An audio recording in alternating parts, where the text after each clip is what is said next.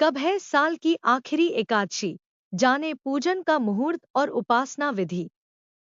पौष माह की कृष्ण पक्ष की एकादशी को सफला एकादशी कहा जाता है। मान्यता है कि इस एकादशी का व्रत करने से सारे कार्य सफल हो जाते हैं, इसलिए इसे सफला एकादशी कहा गया है। इस दिन भगवान अच्युत और भगवान विष्णु की पूजा की जाती है। सफला एकादशी इस साल की आखिरी एकादशी है। इस बार सफला एकादशी 26 दिसंबर 2024 गुरुवार को मनाई जाएगी। सफला एकादशी के दिन व्रत करने से घर में सुख समृद्धि का वास होता है। आइए जानते हैं सफला एकादशी का शुभ मुहूर्त क्या है। सफला एकादशी पौष माह के कृष्ण पक्ष की तिथि को मनाई जाती है।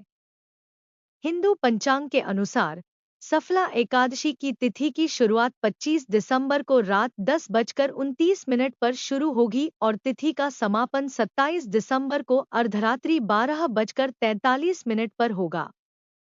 सफलता एकादशी का पारण 26 दिसंबर को सुबह 7:12 से लेकर 9:16 तक होगा। और अब जानते हैं सफला एकादशी का महत्व क्या है। सफला एकादशी के दिन भगवान अच्युत जी का पूजन किया जाता है। साथ ही इस दिन श्रीहरि का पूजन भी किया जाता है। मान्यताओं के अनुसार सफला एकादशी की रात जागरण करने से सभी इच्छाएं पूरी होती है। इस दिन श्रद्धालु बड़े स्तर पर पूजा, हवन और भंडारों आदि का आयोजन करते हैं। इस दिन किसी गरीब और ब्राह्मणों को भोजन करवाना बहुत ही शुभ और फलदायी माना गया है। सफला एकादशी के मंगलकारी व्रत को पूरे विधि विधान से करने से मनुष्य को मृत्यु के बाद विष्णु लोक की प्राप्ति होती है। इसी के साथ इस व्रत से मानव जीवन में भी सुखद जीवन की प्राप्ति होती है। अब जानते हैं क्या है सफला एकादशी की कथा। प्राचीन काल में चंपावती नगर में राजा महिष्मत राज करते थे। राजा के 4 पुत्र थे, उनमें लुम्पक बड़ा दुष्ट और पापी था। वह पिता के धन को कुकर्मों में नष्ट करता रहता था।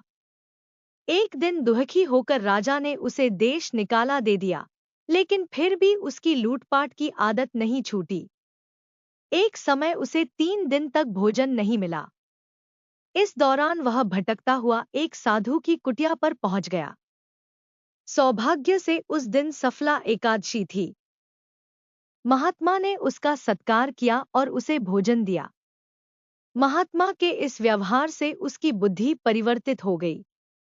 वह साधु के चरणों में गिर पड़ा। साधु ने उसे अपना शिष्य बना लिया और धीरे धीरे ल्यूक का चरित्र निर्मल हो गया। वह महात्मा की आज्ञा से एकादशी का व्रत रखने लगा।